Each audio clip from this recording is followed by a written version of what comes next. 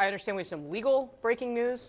Yeah, we have just learned that New York Attorney General Letitia James, who obviously brought the charges and won against President Donald Trump, has just been indicted by the Department of Justice. This was a case that President Trump wanted to be brought. It's a mortgage fraud case, and it's also what led to the leaving of the U.S. Attorney in the Eastern District of Virginia. Eric Siebert would not bring these charges. We heard he had reservations about bringing these charges, and instead he left that position, and President Trump handpicked Lindsay Halligan to serve as the U.S. Attorney in that district. We saw Lindsay Halligan bring the case against James Comey, the former FBI director, to a grand jury. They also indicted. Now she has brought the case earlier today to a grand jury in the Eastern District of Virginia against Letitia James. We don't have all the details of how many counts or which counts she might have been indicted on, but we have learned that the grand jury did vote to indict Letitia James as well. Again, this is yet another time, another person that President Trump has spoken about, both publicly and privately, who believed should be brought to a court of law, even though there were several attorneys who did not believe this mortgage fraud case was strong enough. Halligan, who is a Trump loyalist, ended up bringing the case herself, which is, of course, as we know, part of the reason that President Trump appointed her to this position. And the grand jury did indict Letitia James earlier today. All right, this, of course, comes on the heels of the indictment and eventual arraignment of Jim Comey. Kristen, do stay with us. We're going to keep digging into this with our panel here in a moment. But I'd actually like to go back to Senator Slotkin from Michigan. And, Senator, I realize you're learning the news of this right along with us. But, of course, this is a part of a bigger story of what's gone on in this second Trump administration. So what is your immediate reaction to this news that Letitia James has been indicted by a grand jury? Yeah, well, obviously I haven't seen any of it. I'm just hearing it for the first time, but it just is part of a bigger trend of the President of the United States using the Department of Justice, using the legal system to go after political adversaries, using the arms of our democracy to go after political adversaries. Whether it's Comey or now James, Lisa Cook on the Fed, Adam Schiff here in the Senate. And if that doesn't send a shiver down the spine of anybody, whether you're a Democrat or Republican, because turnaround, I mean, you know, another administration could be in and suddenly the arms of the government are being wielded against the Republican Party. It's just a broken way to do politics. It's corrupt. And I think that, you know, anyone who cares about the Constitution and cares about our institutions surviving should care that the President of the United States is using Pam Bondi to do his bidding against adversaries.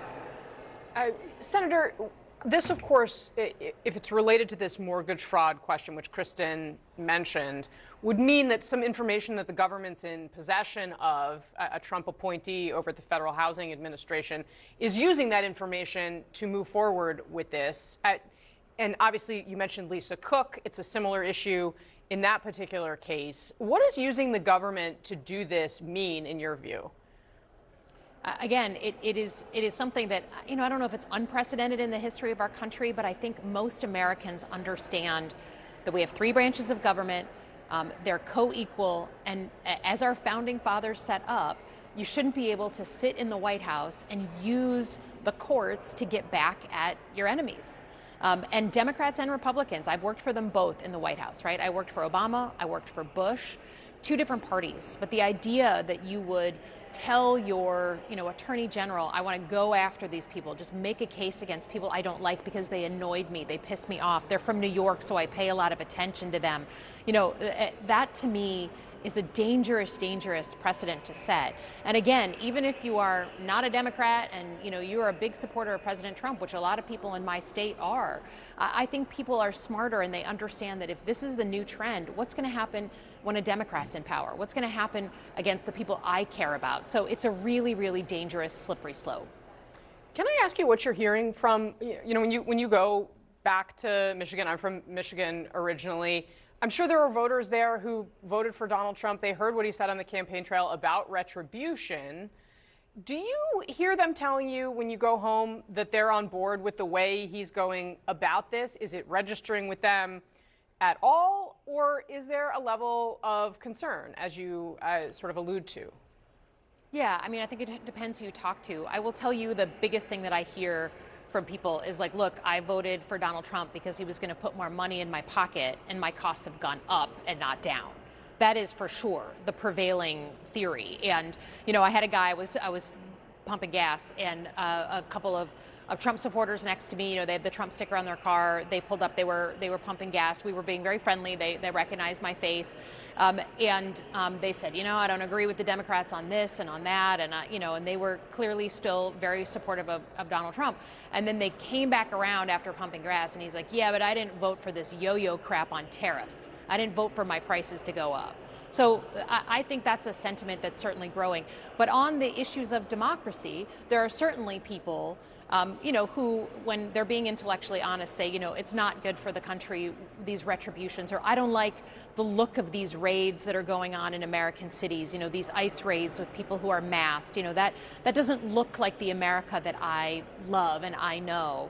But I'll tell you that costs are still by far the thing that people are paying attention to, because it's in, you know, your pocket, your kids, your life, more than anything that goes on in breaking news on the TV.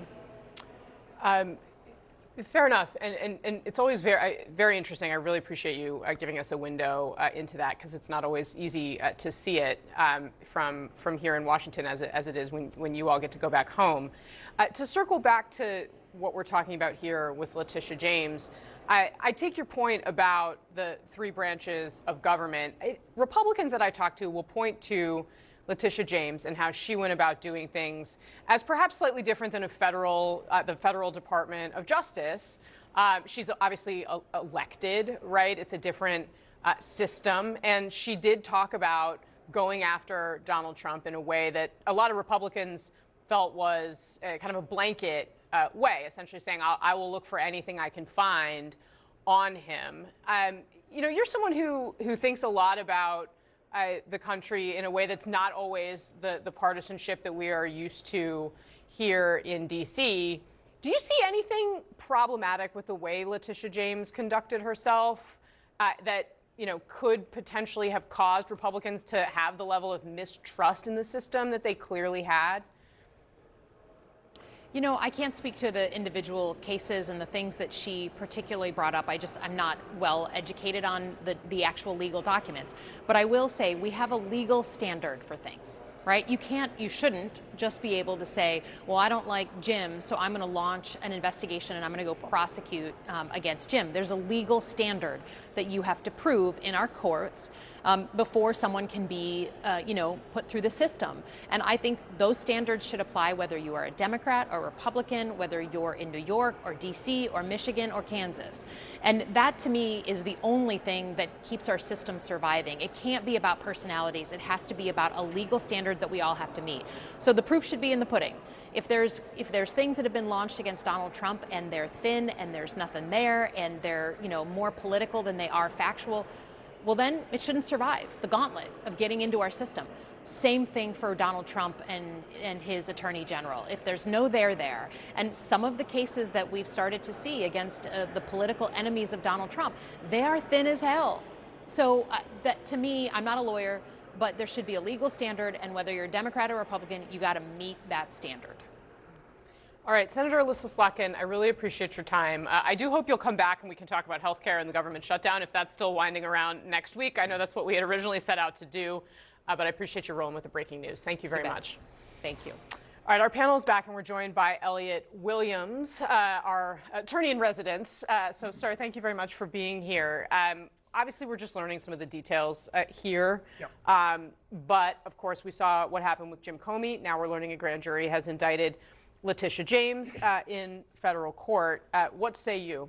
Yeah, I think if someone broke the law, knowingly committed mortgage fraud or whatever else, they ought to be investigated, prosecuted, and go to jail for it. That's a basic fact of our system. I think the president's own statements have undermined the seriousness of any prosecution here. And quite frankly, not unlike the Jim Comey case, if she is to go ahead and, if she's charged with a crime, moves to have it dismissed for selective prosecution or malicious prosecution, she can actually point to Jim Comey's case and say, now look, there is a pattern of the Justice Department indicting opponents of the president by the president's own statements that suggests that, we I mean, it's really my case, but we collectively would not have been singled out and prosecuted but for the president's own statements. So, if this case doesn't succeed, the president really has no one to blame but himself for going on the record as much as he has in the way that he has by specifically saying, I want these people targeted and I want them to go to jail.